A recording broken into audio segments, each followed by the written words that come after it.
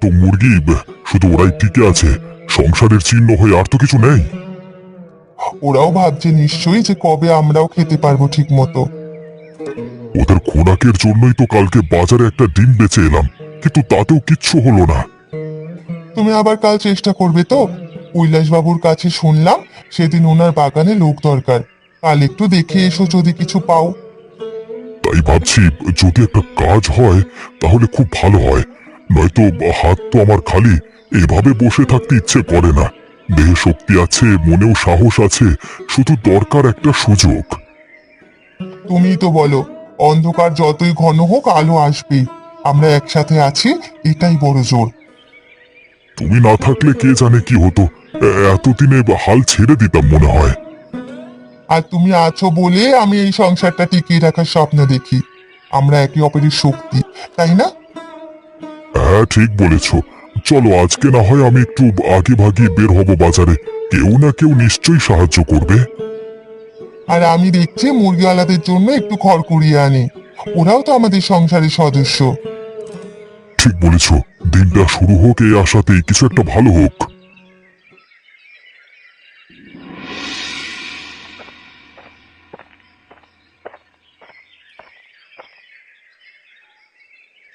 কৈলাসবাবু বাড়িতে আছেন?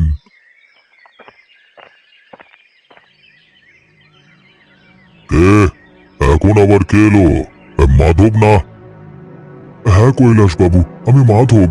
একটা কথা জানবার ছিল আপনার সাথে, ওই কাজ নেই আর কি।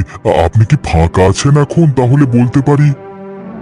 হ্যাঁ, ব্যস্ত নই এখন, বলো বলো কি ব্যাপার বলো। আপনি তো জানেন কদিন ধরে খুব টানাটানি যাচ্ছে। শুনলাম আপনার বাগানে কিছু কাজ চলছে, যদি একটা জায়গা পাই। আরে না না ভাই, জায়গা ছিল আগের মাসে, তখন বললে হতো। এখন তো নতুন দুজন লোক নিয়েছি আগেই।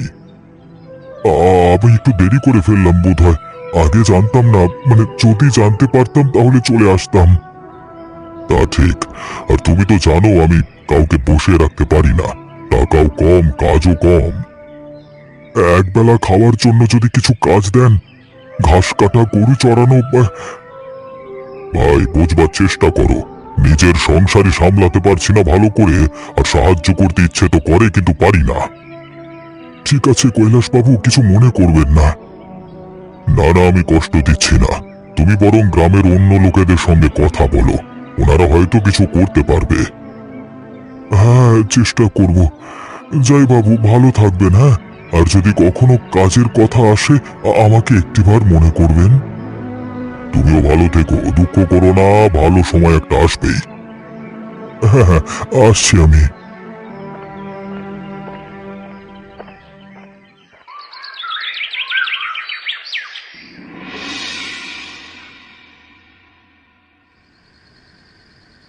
কি গো, কিছু খবর হলো? মুখে তো কিছু বলছো না। সে কখন এসেছো, মুখ থেকে একটা কথাও বেরোচ্ছে না। আমার যে চিন্তা হয়, এটা কি তুমি বোঝো না?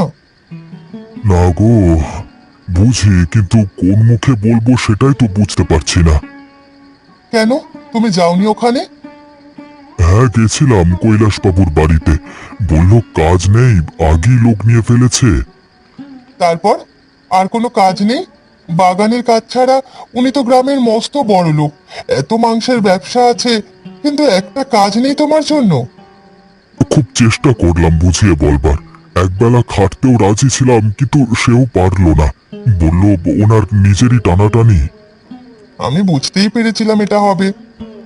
এমন কষ্ট তো কোনোদিন পাইনি গো কোমল।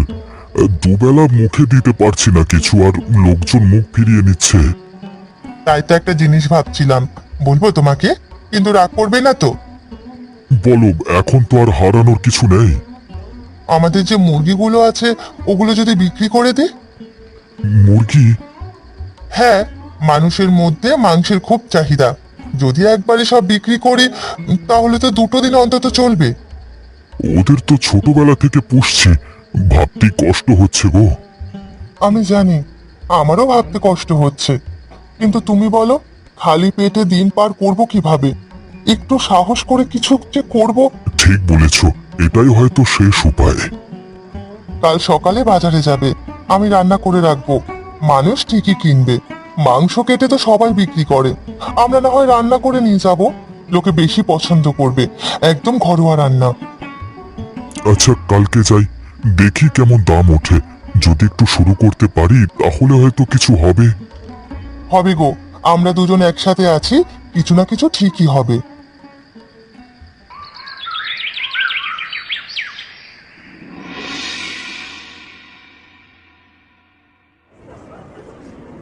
আহা, গন্ধটা তো বেশ জমে উঠেছে।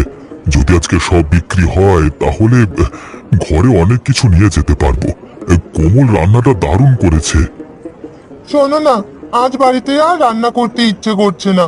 বাজারে যদি রান্না করা কিছু পাই, কি ভালো হবে বলো তো। বাজারে রান্না সেটা কি হয় নাকি আবার? তোমাকে সব কিনে নিয়ে বাড়িতে গিয়ে করতে হবে। সে তুমি চিন্তা করো না, আমি সাহায্য করে দেবো। হ্যাঁ, সেটা তো এখানেই বলো তুমি, বাড়িতে গিয়েই তো সব ভুলে যাও। না না, এবারে ভুলবো না, কথা দিচ্ছি। ঠিক আছে, দেখবো। আচ্ছা দেখো, ওটা মাধব দাদা না? হ্যাঁ, তো কি সুন্দর গন্ধ বেরিয়েছে মাংস রান্নার। চলো তো দেখি। হ্যাঁ চলো চলো।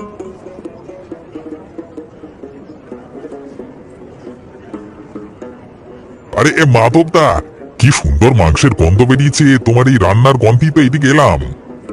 আরে আদিত্য, লীলা বৌদি, আরে এসো এসো। এই তো মানে কোমল বানিয়ে দিয়েছে, একদম গরম গরম আছে। কোমলের রান্নার হাত খুব ভালো। আরে গন্ধে তো মুখে জল চলে এসে যাচ্ছে। এক প্লেট দাও দাদা, আমিও একটু খেয়ে দেখি। যদি ভালো হয় তাহলে নিয়ে যাব বাড়িতে। আজ বিকেলে বাড়িতে অনেক লোক আসবে তো। হ্যাঁ বৌদি, এই নাও, খেয়ে বলো কেমন হয়েছে।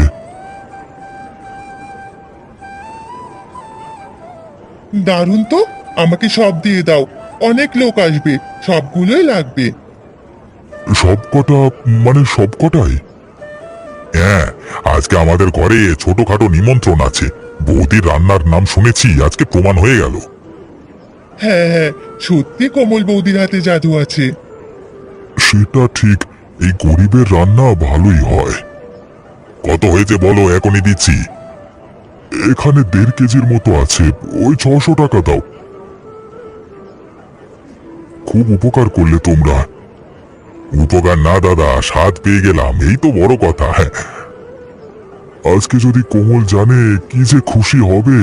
মনে হচ্ছে নতুন একটা পথ খুলছে। তুমি বলো তো কি হয়েছে, দেখি পারো কিনা বলতে। কি হয়েছে বলো দেখি। তোমার মুখে তো হাসি আর চেপে রাখা যাচ্ছে না। সব বিক্রি হয়ে গেছে কোমল, এক টুকরো মাংস বাকি নেই। কি বলো, সবটা? হ্যাঁ, শুরুতেই আদিত্য আর লীলা এসে হাজির। গন্ধ শুনে এসেছে আর কি। প্রথমে 2 টুকরো খেলো স্বাদ বুঝবার জন্য, ব্যাস তারপর সবকিছু কিনে নিল। সত্যি বলছো? তারা তো সাধারণত এরকম করে না। আমি অবাক হলাম, এমন স্বাদ হয়েছে বুঝি রান্নায়। লতা বৌদি তো বলল তার মুখে জল এসে গেছে। আমি জানতাম উপরালা না ঠিক আমাদের দিকে তাকাবে। দেখলে মানুষ খেয়ে কেমন খুশি হলো। তুমি না থাকলে তো সাহসই পেতাম না। তোমার কথায় মাথায় ছিল সারাক্ষণ, আর তোমার রান্নার জন্যই তো এত কিছু হয়েছে। এবার শোনো, তুমি এই কাজটাই করো। আমরা কাল আবার 2টো মুরগি কেটে রান্না করব। আমি সাহায্য করব, তুমি বিক্রি করবে। কিন্তু সব মুরগি বিক্রি হয়ে গেলে পরে কি হবে? চিন্তা করো না, আগে আমাদের পেট চালাও। তারপর একটু একটু করে জমানো টাকা দিয়ে আবার কিনে আনবো, বুঝলে? তুমি না থাকলে বুঝতাম না, অভাবেও আশা থাকে। কারণ আমি জানি তুমি শুধু পরিশ্রম করো না, সবটা মন দিয়েও করো।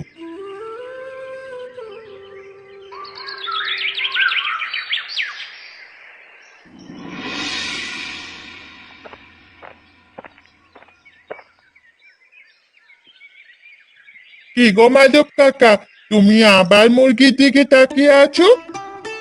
কি রে মায়াবতী, তুই এত সকালে আর মুরগির কথা বলছিস? হ্যাঁ রে মা, ওরাই তো এখন আমাদের ভরসা। আচ্ছা মাধব কাকা, একটা কথা বলবো? হ্যাঁ বল মা, যা খুশি বল। তুমি কেন মুরগিগুলোকে মারো? ওরাও তো বাঁচতে চায়। ওদের চোখে ভয় থাকে, তুমি বোঝো না? এসব কথা তোর মাথায় এলো থেকে? আমি গতকাল দেখেছিলাম তুমি যখন একটা মুরগিকে ধরলে ও তখন চটপট করছিল। মনে হলো ও আমাকে ডাকছে আর বলছে আমাকে বাঁচাও। আমার খুব কষ্ট হচ্ছিল তখন। মায়াবতী, আমার যে ইচ্ছে করেনি রে মা। তোর কাকিমাও যে কাঁদে রোজ রাতে, কিন্তু না খেয়ে মরবো নাকি?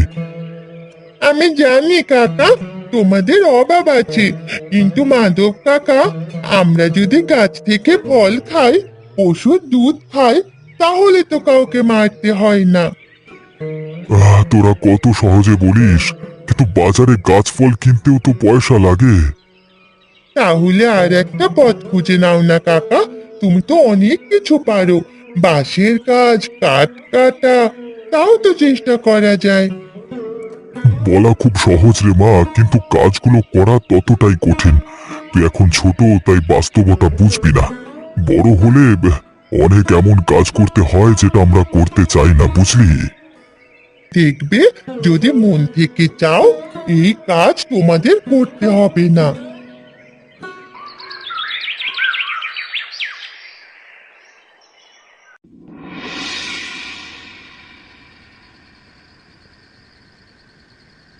আজও সব বিক্রি হয়ে গেল, তাই না? হ্যাঁ, কিন্তু জানো, আজ যেন খুশি হতে পারলাম না। মায়াবতী তোমায় কিছু বলেছে, বুঝতে পারছি। আমি শুনেছিলাম সেদিন তোমার আর মায়াবতীর কথা। মেয়েটা বড্ড ভালো, প্রতিবেশীর মেয়ে হলেও খুব আপন। ও বলল পশু হত্যা পাপ, প্রাণীদেরও তো কষ্ট হয়। আমি ওর চোখে কেমন যেন ভয় দেখেছিলাম সেদিন। আমিও তো ভাবি রোজ রোজ, এই জীবন কি ঠিক পথে চলছে? আমরা না চাইতেও যে পাপ করে ফেলছি। কিন্তু উপায় তো নেই কোমল, খালি হাতে কেউ আমাদের দুমুঠো ভাত দেবে না। আমি জানি, তাই তো উপরওয়ালার কাছে আমি সবসময় ক্ষমা চাই। প্রতিদিন রাতে হাত জোর করে বলি আমাদের ক্ষমা করে দিতে, কারণ আমাদের ছাড় কোনো রাস্তা নেই। আজও তাই করব, না জানি কখন দয়া হয়, আর হয়তো ওদের মতো বাচ্চারাও আমাদের মাপ করে। ওরা যদি কষ্ট পায়, তাহলে তো আমরাও সেই কষ্টের ভাগিদার, তাই না? হ্যাঁ, মনে হয় প্রতিটা টুকরো মাংসের সাথে সাথে নিজের মনও কেটে যাচ্ছে। কাল আবার যাবে বাজারে? হ্যাঁ যাব, কিন্তু একটা পথ খুঁজবো আজ থেকে, যেটা রক্ত ছাড়া সম্ভব। আমরা একসাথে পথ খুঁজবো, যতই কষ্ট হোক। মনটা শান্ত থাকলে সেটাই আসল শান্তি।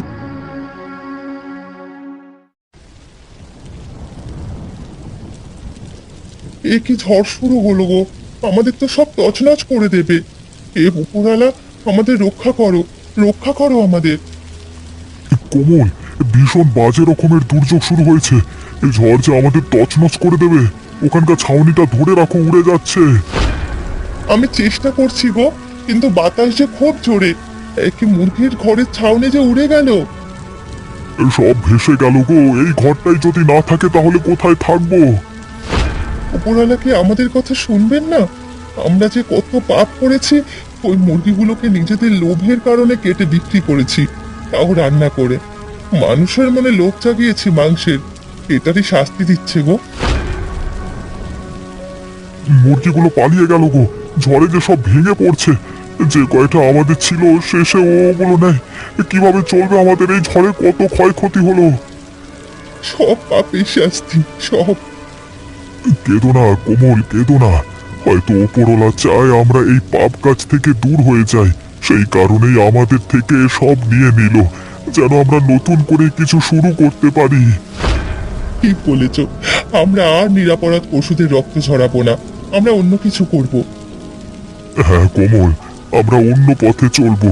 নিজেরা যেমন শিক্ষা পেয়েছি, আশেপাশে সবাইকে সেই শিক্ষা দেওয়ার চেষ্টা করব। পশু হত্যা বন্ধ করব যতটা আমরা করতে পারি। ঠিক বলেছ। সেদিন মায়াবতীও আমাদের তাই বলছিল। ওর কথা শুনে যদি সেদিনই বন্ধ করে দিতাম, তাহলে হয়তো আমাদের এত ক্ষতি হতো না।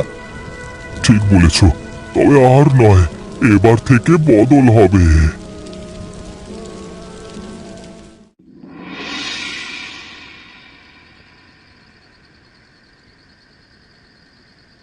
কি গো, এত চুপচাপ করে আছো কেন? এভাবে থাকলে তো মনের সাথে সাথে শরীরটাও খারাপ হবে। কি গো, তুমি কিছু বলছো না কেন? কিছু তো বলো। কি বলবো বলো? সব তো শেষ হয়ে গেল, সব আবার আগের মতো হয়ে যাবে। আবার কবে শুরু হবে কে জানে, কিভাবে শুরু হবে সেটাও তো জানি না। কেন? ঝড়ের সময়কালে তো আমরা ঠিক করলাম আবার নতুন করে শুরু করব। কিন্তু কি, আর নতুন করে শুরু করা কি এতটাই সহজ বলো তো? তখন তো বলে দিলাম, কিন্তু কি করব কিছুই তো বুঝতে পারছি না। তুই বলে দাও কিভাবে করব, কোনো উপায় আছে তোমার কাছে? যদি বলি নতুন কিছু শুরু করতে চাই? কিন্তু নতুন কি শুরু করবে আর কিভাবেই বা করবে সেটাই তো জানতে চাই। একটা বুদ্ধি এসেছে মাথায়, তুমি শুনে দেখো, দেখবে ভালো হবে। ঝাড়া, কিন্তু মাংসের স্বাদ। হ্যাঁ, আর তাতে পেঁয়াজ রসুন ঝাল দিয়ে ঠিক সেভাবেই রান্না করলে কেউ টের পাবে না। শুধু স্বাদটাই থাকবে, কিন্তু পাপ থাকবে না। কিন্তু তুমি কি পারবে বানাতে? মানে অনেকদিন আগে খেয়েছিলে তো, মনে আছে রান্না? একবার চেষ্টা করলেই পারবো। সয়াবিন কড়া করে ভেজে নেব, তারপর একটু ময়দা আর মশলা দিয়ে ভালোভাবে মেখে টুকরো করে বানাবো। চুলিতে রান্না করলে মাংসের সেই গন্ধটাও বের হবে। তুমি তো দেখি পাক্কা বুদ্ধিমতী। হ্যাঁ গো, তোমার মুখে হাসি আনাটাই আমার কাজ। আর যেহেতু পশু হত্যা নয়, এবার মনেও শান্তি থাকবে। কিন্তু যদি মানুষ খেয়ে বুঝতে পারে এটা মাংস না? তাহলে সোজা বলবে এটা ভেষজ মাংস, গাছ থেকে বানানো, প্রাণ দিয়ে নয়। ঠিক আছে, কালকেই চেষ্টা করব যাতে আমাদের নতুন কাজ ঠিকঠাক ভাবে শুরু হয়।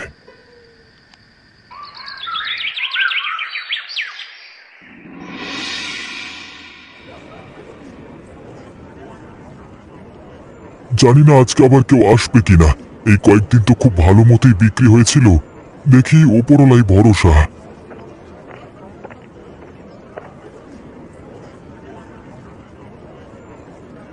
আবার কিছু রাধা হয়েছে নাকি? হ্যাঁ ভাই, নতুন মাংস নয়, কিন্তু খেলে মনে হবে মাংসই খাচ্ছ। কি যে বলো না মাধবদা, তা আবার হয় নাকি? এটা দিয়ে দেখাও তাই। বাহ, এটা দারুণ স্বাদ। আবার আসবো। কত হলো গো? 50 টাকা প্রতি প্লেট। এক প্লেট ভেজে দাও দেখি, বাড়ির জন্য নিয়ে যাই, গিন্নি খুব খুশি হবে। আর এই নাও তোমার 100 টাকা। এই নাও ভাই, বৌদির ভালো লাগবে।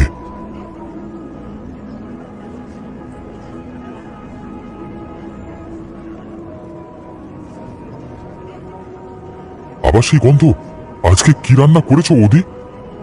হাড়ি ঢাকনা খুলতে মনটা খুশিতে ভরে গেল গন্ধকে। আজকে একটু নতুন কিছু করেছি রে। এটা সয়াবিন দিয়ে ময়দা আর কিছু গোপন মশলা, খেতে মাংসের মতোই। সত্যি? এতে মুরগি নেই? একটুও না। নাম দিয়েছি ভেষজ মাংস। ইস, এটা তো ঠিক আগের স্বাদের মতো, কিন্তু সত্যি জেনে ভালো লাগছে এটাতে প্রাণের ক্ষতি হয়নি। দাদা, আমরা আবার সবটা নিয়ে যাই। নিয়ে যাও, তবে এবার জানিয়ে রাখি, এটা প্রাণ নয়, মন থেকে বানানো। একদম ঠিক। আর জানো তো মাধবদা, মন দিয়ে বানালে তবেই এমন স্বাদ হয়। এবার থেকে রোজ এইটাই চাই, বুঝলে? বৌদি রাঁধবে, তুমি বিক্রি করবে, আর আমরা খাবো। শুধু আমার না লীলা, পুরো গ্রামবাসী।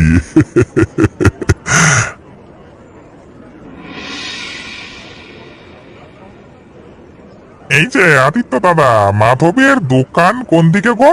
যেদিকে দিয়েছিল সেখানেই তো? মানে সেদিন ওই মাধবের ভেষজ মাংস নিয়ে গেছিলাম গিন্নির জন্য, কি যে পছন্দ হয়েছে ওর। তা ঠিকই বলেছো ভাই, অপূর্ব স্বাদ, মুখে লেগে থাকবার মতো।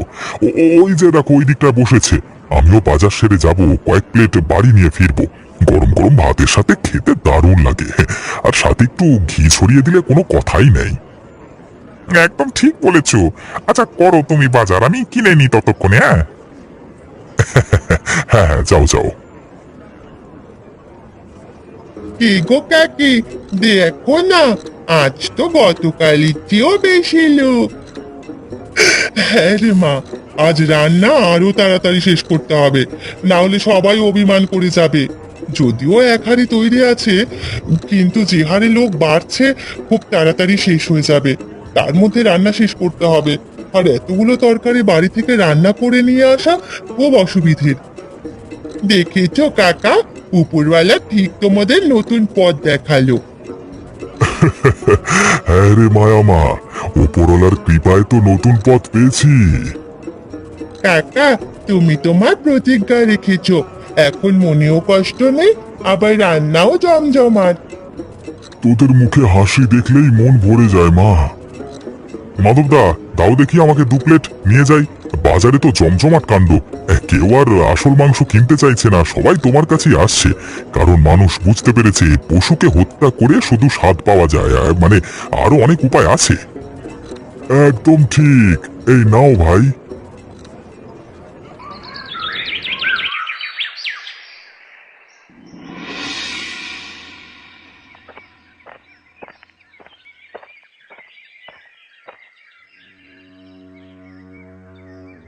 এ কি কৈলাস বাবু, আপনি এসব কি শুরু করেছো বাজারে? কেন কৈলাস বাবু, আমরা কি করলাম আবার? আপনি কি বলতে চান? আমার গোটা মাংসের ব্যবসা তুমি ধ্বংস করে দিচ্ছ, লোকেরা এখন আর আমার দোকানে আসে না। কৈলাস বাবু, আমরা তো কাউকে কিছু বলিনি, শুধু প্রাণ না মেরে খাওয়ার নতুন পথ দেখিয়েছি। নতুন পথ?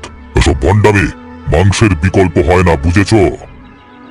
কিন্তু মানুষ তো বলছে আমার ভেষজ মাংস খেয়ে খুশি, পেটও ভরে, মনও শান্তি পায়। এটা বন্ধ করো, নইলে আমি ব্যবস্থা নেব বলে দিলাম।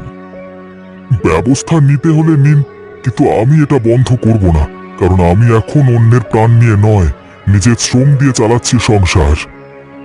আপনি যদি সত্যি বড় মানুষ হতেন তবে গর্ব করতেন, কেউ পাপ ছাড়া সাহস দেখাচ্ছে। এত সাহস কোত্থেকে পেলে? নিজের স্ত্রীর চোখে আশা দেখে, সেই ছোট্ট প্রাণগুলোর চোখে ভয় দেখে। আপনি যদি নিজের হৃদয়ে একটু দয়া রাখেন তাহলে বুঝবেন আমরা কাউকে ঠকাচ্ছি না। আপনি দয়া করে যান এখন। ঠিক আছে, আসছি, তবে এসব বেশি দিন হতে দেব না আমি।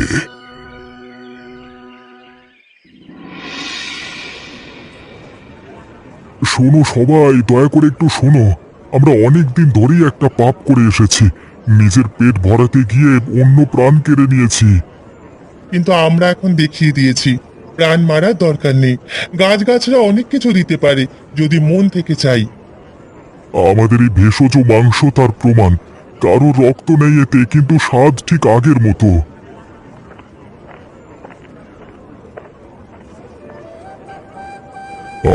আমি স্বীকার করি, প্রথমে রেগে গিয়েছিলাম, ভেবেছিলাম আমার ব্যবসা যাবে। কিন্তু গতকাল রাতে আমি নিজে রান্না করে খেয়েছি, আর প্রথমবার মনে হয়েছে শুধু খাবার নয়, একটা বোধ। তাহলে আপনি বুঝেছেন? হ্যাঁ, আমি বুঝেছি। লাভ বড় নয়, প্রাণ বড়। আমি নিজেও এবার থেকে নতুন পথ খুঁজব। আমিও আর পশু হত্যা করব না, আর গ্রামের যদি কেউ এরকম করতে চায় তাদেরও বাধা দেব না। এটাই তো চেয়েছিলাম। আমাদের চোখ খুলে দিয়েছিল ছোট্ট মায়াবতী। এখন আমাদের জন্য যদি পুরো গ্রাম বদলায়, তাহলে এর থেকে খুশির তো আর কিছুই হবে না। ধন্যবাদ মাধব, এত কিছু বদলানোর জন্য তোমাকে অসংখ্য ধন্যবাদ।